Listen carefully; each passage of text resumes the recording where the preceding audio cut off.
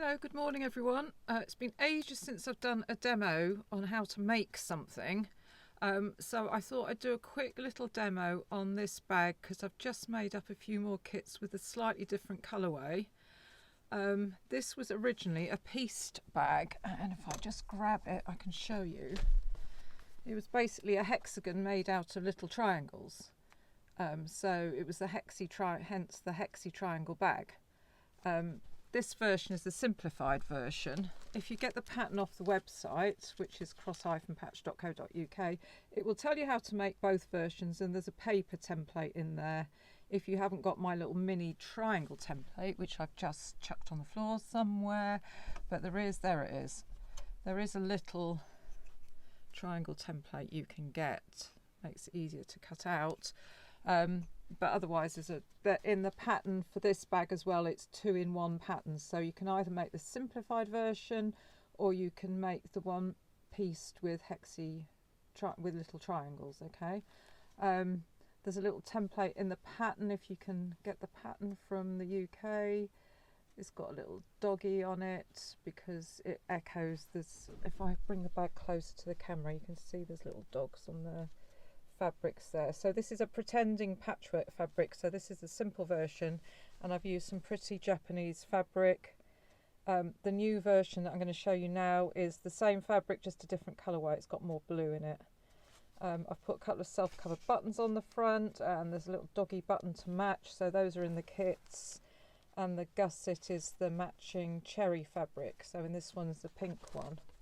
So it's a really simple bag to make. If you've got a hexagon template, or if you've got a computer that will print out shapes, you want to print out a hexagon that has 6-inch sides, okay? Otherwise, if you're in the UK and you can get hold of the pattern from me, obviously there's a template included. Okay, so I'm going to take you down to the table and I'm going to show you how I made it. So I'm going to move you down. So if you get my kit from me, this is a newer fabric. As you can see, there's more blue in this, and the other one was just sort of pink and green, so there's blues and reds in this one. So you'll get 3 fat quarters in the kit. Now this is the template.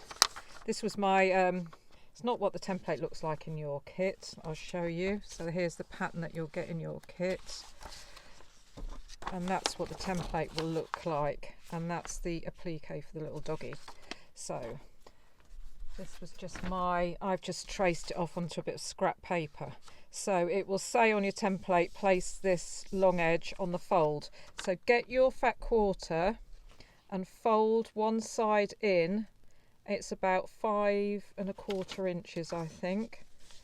And then place the template on the fold on one side, not bang in the middle, on one side.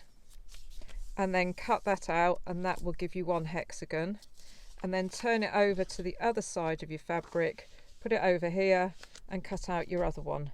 Now the bits that are left, keep them because you can use those for the binding for your zip, okay? So once you've cut those out, you're going to end up with your hexagon shape, and fuse this to some wadding. So I've used some H640 iron-on wadding. And then if you want, you can quilt it. So on this one, the first one I made, all I've done is I've used some Valdani thread, and I've just done a running stitch around the edge of the patchwork. So it almost looks like it's pieced, which obviously it isn't. Okay, so that's all I've done for a bit of simple quilting. So obviously you want to cut, you've got 2 of these, and your gusset is going to be one long piece of fabric. Unless you're making it out of pieced fabric, you can do it with a load of 2½-inch squares. So sew a load of 2½-inch squares together if you're making this version. I'll show you close up quickly on this one. It's just use your triangles to make a hexagon shape, and there's 6 rows. So go 7, 9, 11, 11, 9, 7. That's as simple as it is making a triangle version.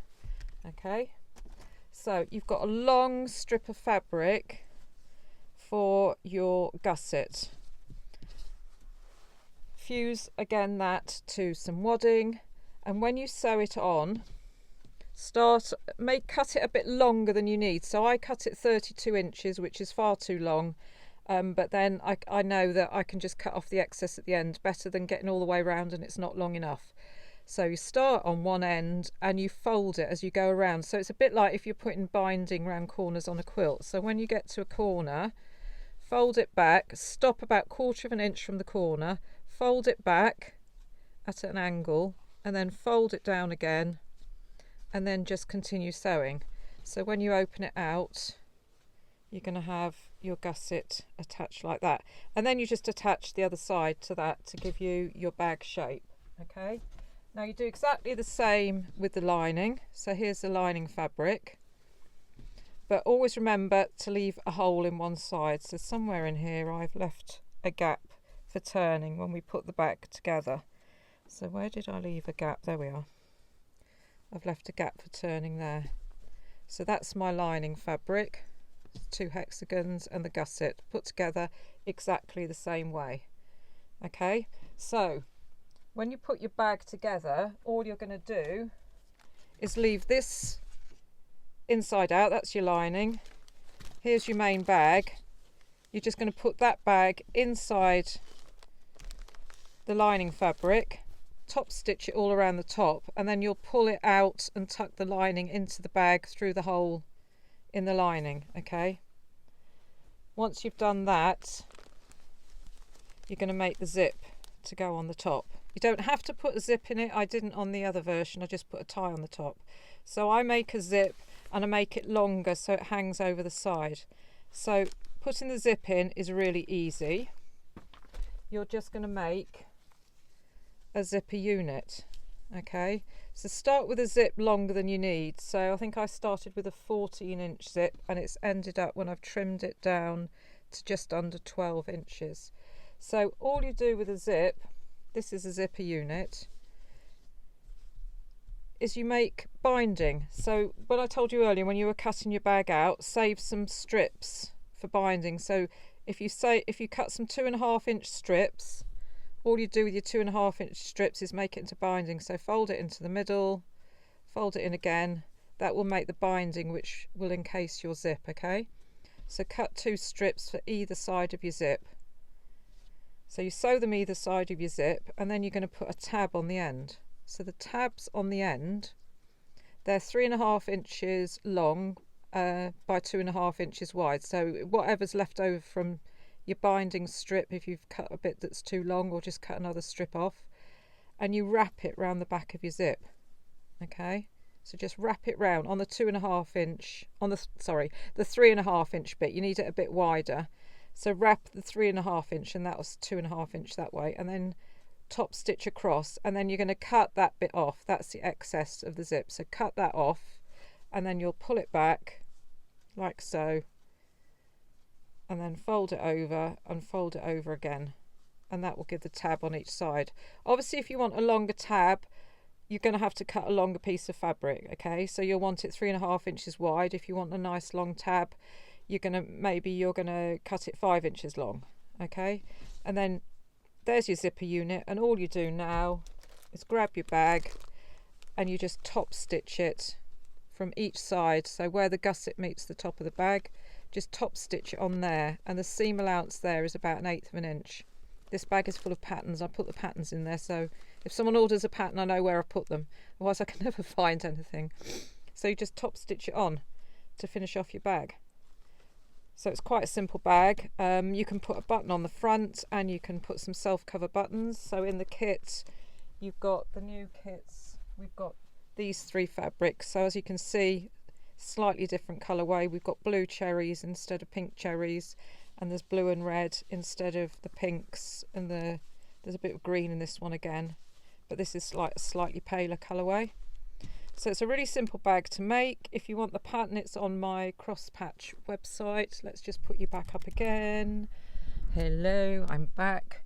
So that's how you make that bag. Again, the pattern will tell you how to make this version. So if you've got a load of scraps you want to use up, cut a load of 2.5-inch triangles and just sew them together. And then if you've got a mini charm pack as well, you can use those for the sides.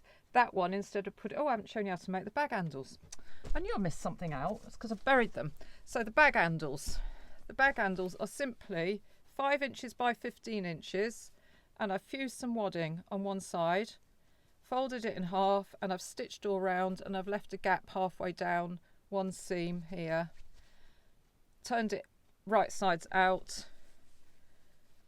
and then you fold it in half again and you stitch from 3 inches from each end, okay, which will give you, that's what it looks like, that side and that side. So then you can fold these bits out flat to put on the front of your bag. So if I show you the back, that's how they sit on the top of the bag, okay. So that's how you make your bag handles. I think there's a whole separate video on making bag handles. I always make them this way.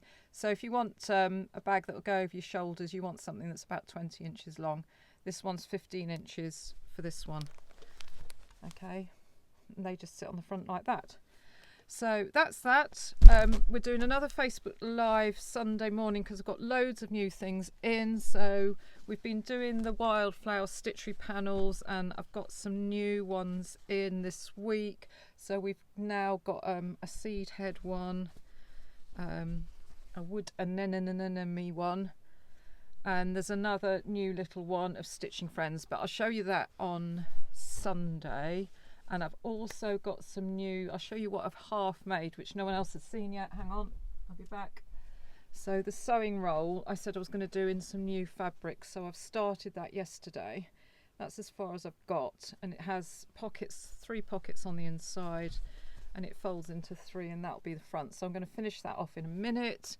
I've also made, we're starting autumn already. I know the summer's only just got here.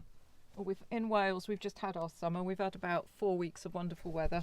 I think that must be our lot. So should we have it the right way round? Yeah. So here's an autumn table runner, ready for for September-ish time, when the weather turns rubbish again. So this was some Macawa fabric. There's some 10-inch packs on my website for this, plus a 12 by 40 inch piece of the strippy fabric, so you can do binding for your quilts. And this is using my 12 and 6 inch Easy Star templates for making easy stars, basically. So you can see the one in the middle, there's a little star inside the big star, so there's a 6-inch star inside a 12-inch star. So that's my latest news and stuff. I've got some more. I've got the fabric that this is made out of is being cut into fat quarters, ready to make into special packs for the weekend. And I'm going to try and cut some charm packs as well today. What else am I going to try and do today? I think that's it, probably. Enjoying the sunshine while it lasts. So I'll be back Sunday morning, 9:30 live on the Crosspatch Facebook page. And then I'll upload it to Tube straight afterwards, so it'll be on Tube about 10:30ish, depending. Not sure if we've got grandchildren staying Saturday night, so Sunday morning could be interesting for the live if Evie and Tommy are here, but we'll see. So hopefully see you then, and any questions about the bag, just message me. The patterns are on the website. I think that's it. So have a lovely day. See you soon. Bye.